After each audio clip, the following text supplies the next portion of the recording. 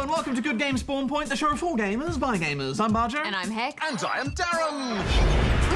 Guys, it seems the galaxy is in some serious peril. Something must be done. Oh, well, I can time travel, and I have lasers! You know what, Darren? I think we'll be okay because we've got a bird, a fox, a toad, and a rabbit who are here to help in Star Fox Zero. Pew pew!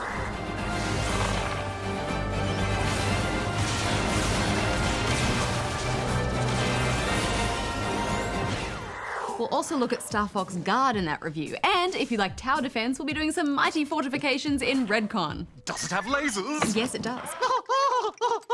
Pew pew pew pew pew pew pew pew pew! All right, Spawnlings, unlock your collective mental might because it's time for Darren's Challenge!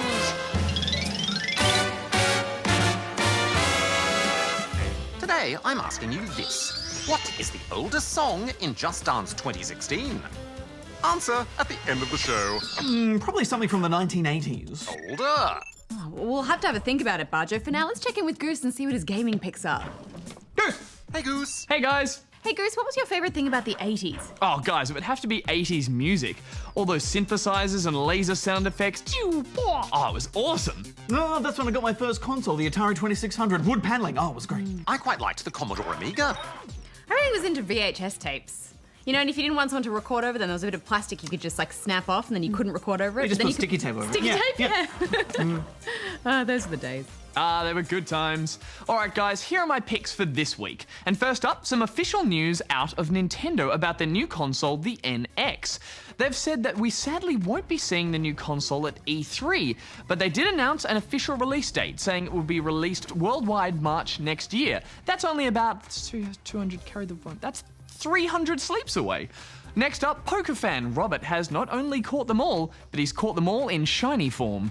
Shinies are the super rare variation of Pokemon which only show up once every several thousand encounters, but over the past few years, Robert has managed to snag every single shiny one of them. I bet Team Rocket would love to get their hands on that collection. Next up, we have a couple of fun animations. Here we see the team effort of 30 different animators who all lent their unique styles to recreate the Super Smash Bros. Melee intro. And here we see Polish animator Michael Moroszczak see what building a house in Minecraft might look like with realistic physics.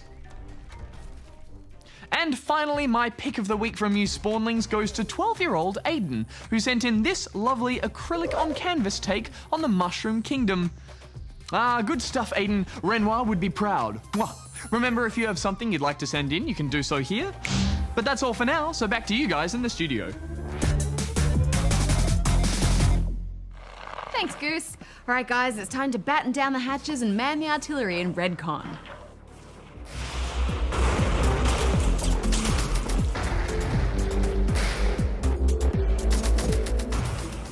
Redcon is a strategy game by indie developer Hexage. You play as a strike commander tasked by the Führer of the Empire State to lead the fight against the traitorous General Krantz. You'll arrange your base with an array of weapons, utilities, and defenses, and then lay siege to increasingly difficult enemy bases. Success depends on timing your offense whilst balancing your defense. That's right. Fire your missiles at the wrong time and they're all but guaranteed to be destroyed before reaching their target. Neglect to repair your fortress and watch as everything is thrown into chaos. Yeah, you'll also need to control your units during battle. They can fix equipment, put out fires, and increase the output of certain rooms. It's important to protect these little guys because without the ability to fix things, you're a sitting duck. There is a lot to take in. Affirmative. Thankfully, though, there is a pause function. This lets you take your time and consider everything before issuing your commands and seeing them play out. It's like an artillery version of FTL. Yes, however, I felt this was less refined. One of the things that makes FTL great is that it's really easy to play but super hard to master. There's a fine line between victory and failure. Redcon fails to strike that balance. Everything feels a bit too messy, and there's too much to juggle, so it can become tedious rather than fun. I don't really want to continually pause just to move soldiers back and forth between rooms. Yeah, I know what you mean. Plus, there were some frustrating difficulty spikes. For the first few missions, I could win without really trying. And then all of a sudden I was stuck for ages. But I didn't know what I was doing wrong or what I needed to do differently. I didn't feel like I was learning to play the game, but rather just guessing. Affirmative. This is partly caused by the game not explaining the mechanics clearly. For example, there's no explanation as to how the fortress layouts work. You can't put certain weapons on top of each other, but you're never told why. I'm sure there's a very logical explanation, but the game never offers it. Yeah, that really bugged me, especially when I bought a gun specifically to use, and then to find it didn't fit. And initially, it wasn't clear what the win criteria were. Sometimes I'd think I destroyed everything, but the battle would keep on going. It took me a while to figure out that structural damage is much more important than destroying rooms. I just wish it had been a bit more obvious. Well, eventually I did start to figure things out and get into a good rhythm, and I enjoyed myself.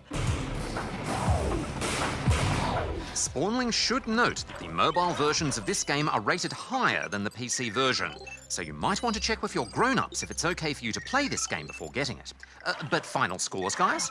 Well, I think if you're willing to spend a considerable amount of time learning to play this game, then you'll have a pretty good time, but I just found it a bit tedious, so I'm going to give it 3 out of 5 rubber chickens. Well, I think you get a lot of gameplay for the price. And I had a pretty good time with this. If you've already played a FTL and you're looking for something similar, then you might want to check this out. I'm giving it 3 out of 5 rubber chickens. And now it's time for some new strategy sirs with Goose and me. Roll the tape, Lee.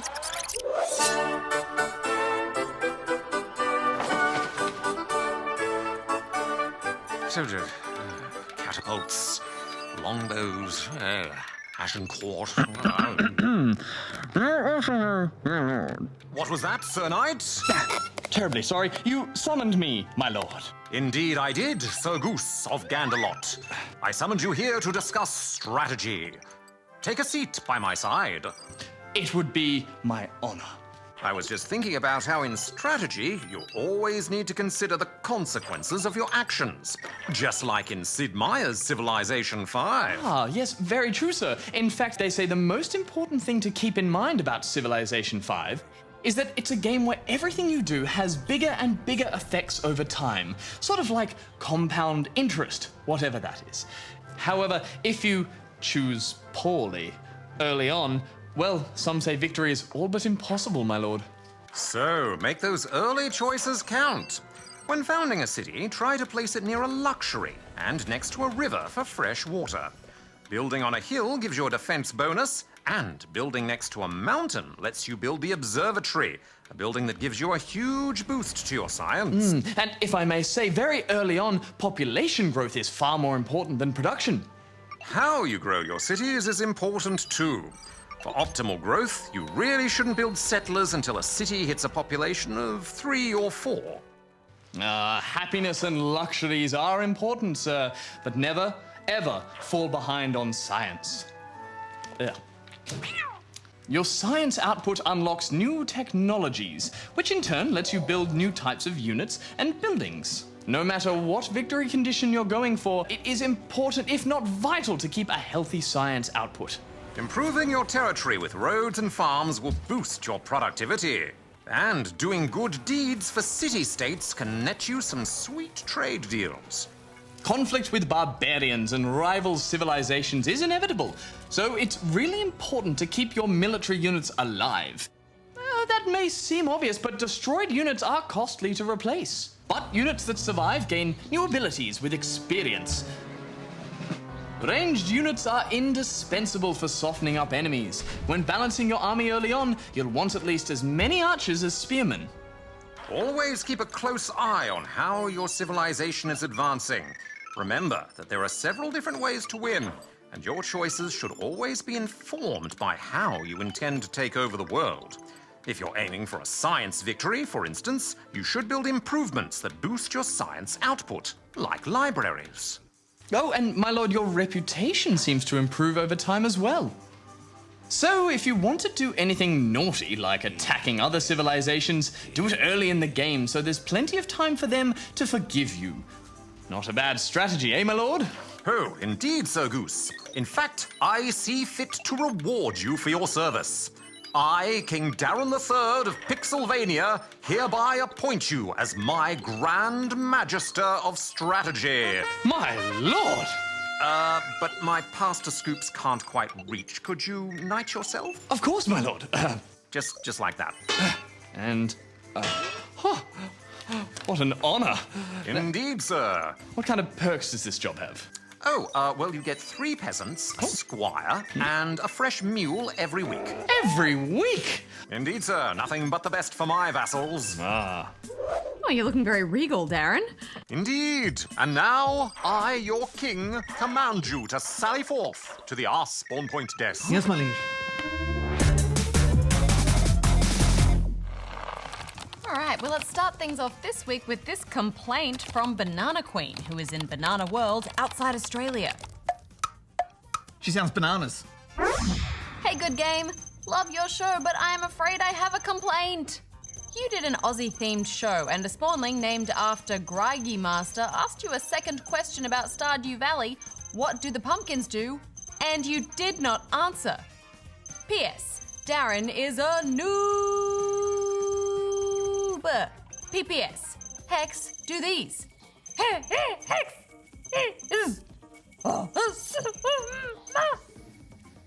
P.P.P.S. Bajo is sort of okay compared to Hex, and if don't submit to your incorrectness, I will throw you into my bottomless pit of bananas! Banana Queen out. Bottomless pit of bananas. Do you think that sounds bad? I think that sounds all right.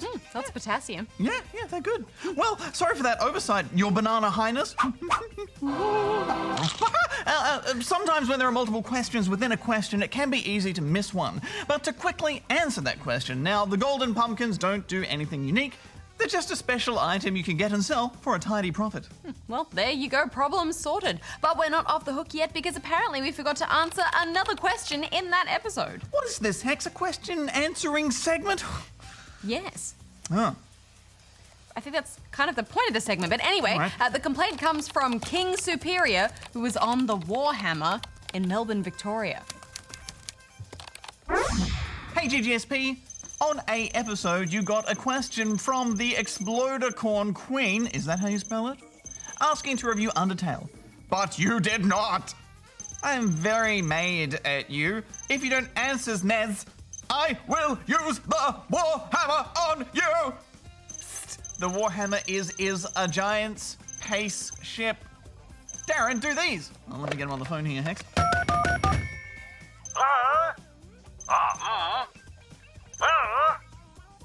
G-E-N-I-U-S! Almost got him, Hex. Thanks. Ah, well, King Superior, sorry about that. Chalk that up as being another simple oversight. But I think the reason we haven't personally looked at Undertale is because Goose did a review of it last year on our other show. Yeah, and we usually wouldn't go and re-review a game from last year that we had already looked at in some way, so we hadn't planned on doing another review for it. But we have noted the huge amount of emails we've been getting from you spawnlings asking us to take a look at it here on Spawn Point. There certainly seems to be a lot of Undertale fans out there. Indeed there is, Hex, so maybe if there's a quiet week without too much else to review, it's something we should definitely consider. Yeah. All right, well, speaking of reviews, let's move on to this one from the real Bajo, who was in the back of fake Bajo's van in Queensland. Are you the fake Bajo? Am I real? I don't know. Am I real, Hex? Seems real. Hi, GGSP. I have 2 questions. 1, could you please review Broforce, cause it's one of my favgisms. 2, I was wondering what factors make you choose to review a game? Do they have to be good or cost money? I'm just curious. Hex must answer these because that Bajo is evil and will tell you lies. Fake Bajo, do these. Well, I'm real Bajo, so let's just get fake Bajo on the phone. Fake Bajo speaking! Do these. Fake!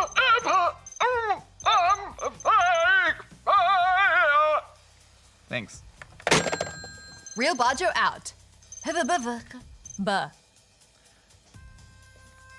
Well, so-called real Bajo. Again, Broforce is a game that we have reviewed on our other show. But seeing as it's been rated M for mature, it's not a game that would be suitable for us to review here on Good Games 1 Point.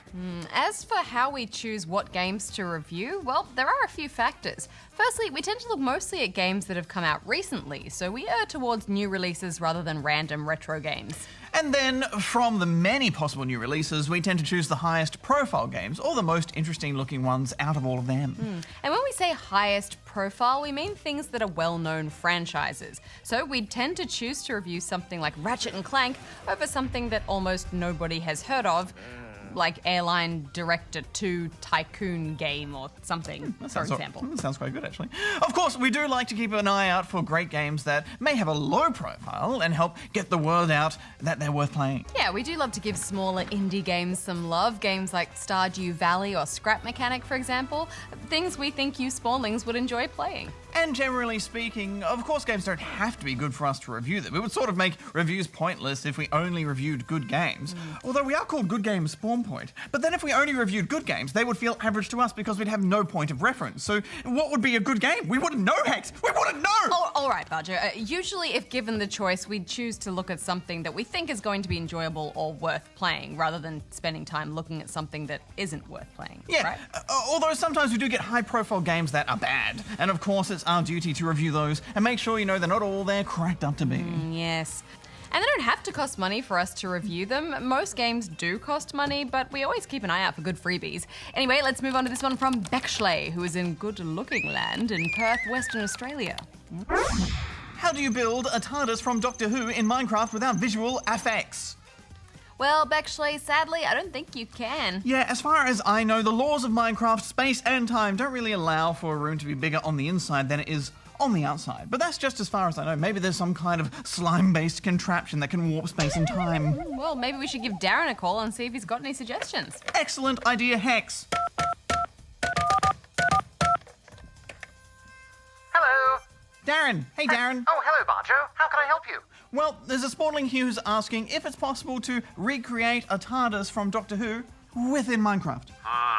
Well, the only way I could think of to create a similar effect is if the entrance to your TARDIS was actually a nether portal. And to make a nether portal, you'll just need at least 10 blocks of obsidian placed in an archway, like so, and then you just use some flint and steel to activate it. Using that, you could go through the portal and build the inside of the TARDIS as large as you like in the nether, but from the outside it could look just like a small room. That's actually not a bad idea, Darren. Yeah, surprising. It is a good idea, isn't it? But there are a few small issues with that design. For starters, you wouldn't be able to see into the inside of the TARDIS from the outside, so the visual effect of it wouldn't be as impressive. Plus, it would need a load screen to get to the inside, which somewhat removes the wow factor of seamlessly stepping into a much larger space. But for all intents and purposes, it does allow you to create a giant room inside of a small one. Thanks so much for that, Darren. Thanks, Darren. Check that out. Yeah. All right, well, on that note, we're actually out of time for this week, but if you'd like to ask us something, then you can go here and send us your question. I wonder if Darren's bigger on the inside. Yes. All right, guys, it's time to take to the skies with Fox McCloud and friends in Star Fox Zero. Pew pew!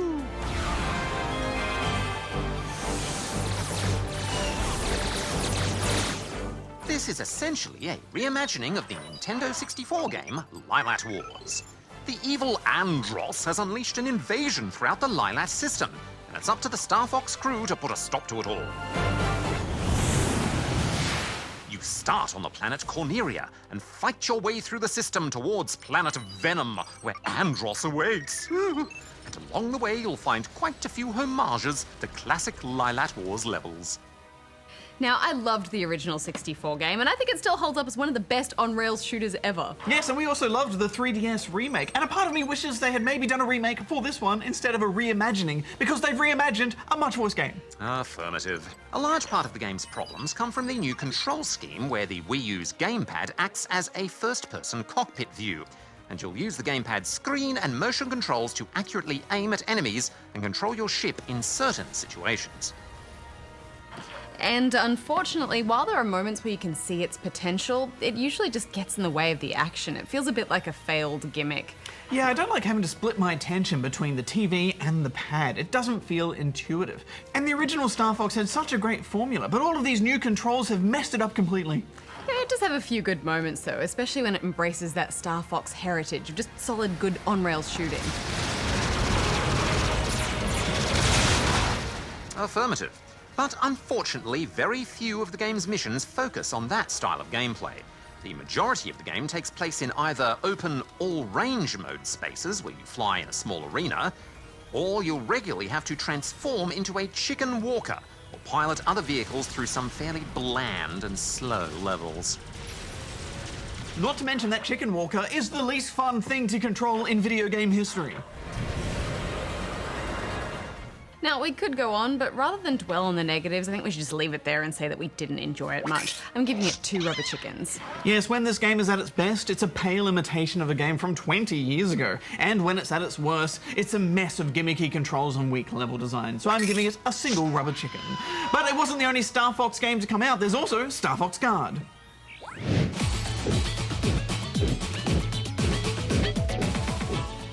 Star Fox Guard is a tower defense game where you have to protect the core of your base from waves of robots. You have been hired by Slippy's uncle, Grippy, who runs a mining company, and he needs you to help defend against naughty robots who are trying to get in and shut it down.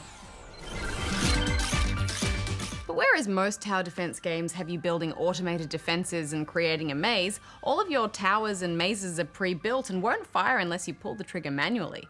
But the real twist is, you're observing a security feed from every tower or camera, and you have to manually select the camera you want to use to defend. And I thought that was a clever mechanic. It's stressful trying to keep an eye on so many different cameras and frantically trying to switch between them. Affirmative. There are 2 classes of robots to fend off: Chaos Bots and Combat Bots. The Chaos Bots live up to their name by causing chaos and interfering with your cameras in various ways, while the Combat Bots head for your core, and they can take it down with just 1 hit. Yeah, and they do a pretty good job of drip feeding you new types of enemy bots to deal with. Every few missions, you'll come up against something new to throw a spanner in the works, like those strangely terrifying chicken bots that run away with your cameras. There's a good sense of progression for sure. And as you play, you'll level up and unlock special types of cameras, like one that can freeze enemies, or one that can slow time. At first, you can only put down 1 special camera, but you'll unlock the ability to put down lots more. Before a mission starts, you're shown where enemies will spawn from, and you're free to move your cameras to anywhere on a wall. So figuring out your camera positions and where to put your special cameras adds a decent level of strategic planning. Yeah, it does, but at the same time, I never found I had to move my cameras from the default spots. One thing I liked was the variety in the missions. There are 100 levels all up, and a lot of them are bonus missions which throw interesting new rules at you. For example, you might get limited ammo, or all the robots might parachute into the level. There's also an online mode where you can design a squad of robots that other players will need to fight off. As you successfully fight off other players' squads, or your squad successfully destroys other players' bases, you'll go up in the ranks. Yeah, that's a nice addition, and this is an interesting spin on tower defense. So guys, I'm gonna give it 3 out of 5 rubber chickens. It's 3 from me as well.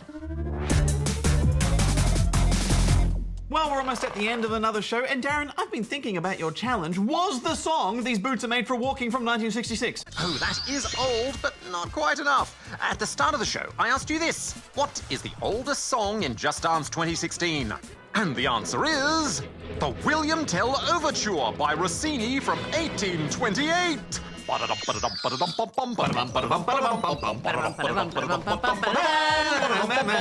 1828, you weren't even in the right century, Bajo. Yeah, sometimes I feel like I was born in the wrong century, Hex. Well, next week on the show, a strange little multiplayer game called Push Me, Pull You.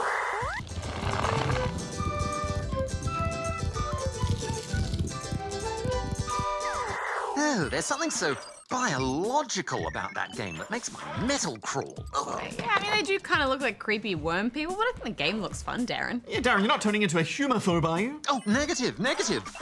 Some of my best friends are human. Aw, thanks, Darren. Well, until next time, may all your games be good ones. Hex out. Bajo out. Darren out.